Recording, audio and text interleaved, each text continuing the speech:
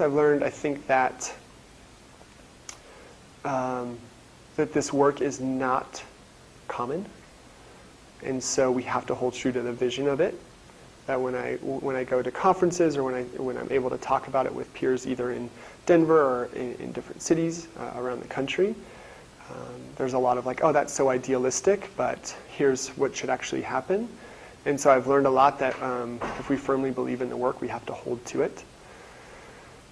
I've learned that just by allowing students the freedom to self-reflect, they're able so often to get back to the classroom.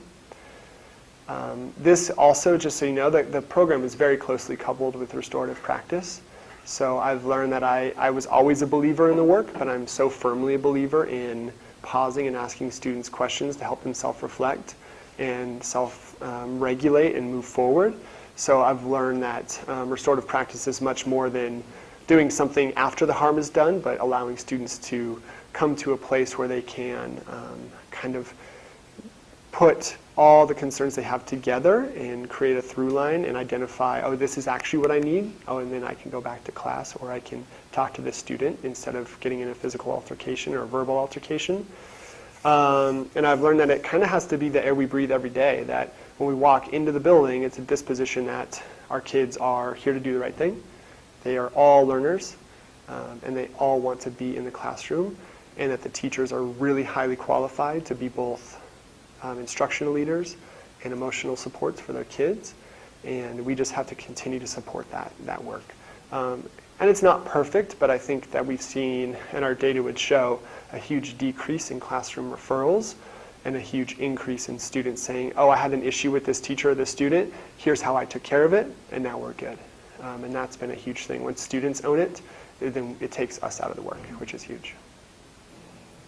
I think other schools can do something like this just, I think by looking at the student needs of their school. I think that sometimes we try to implement ideas that aren't connected to the actual needs of the school and the students. And so I think that's just like really, if teams wanted to do something like this, they would definitely want to look at like the needs of their own students and the needs of their own school. For anybody that is willing to do this, or that is willing to step out of the box and try something like this, it's very powerful. And once you see it in action in restorative conversations, and just don't be scared. Just have fun with it. Give the kids a voice. Give the teachers a voice. Give everybody a voice in one space so that we can be successful as a team. And that's one thing that we've done this year. Is give everybody a voice and making sure that we're supporting every side and not just supporting from a teacher standpoint or from a student standpoint. We're supporting as a team and we're growing as a team. So.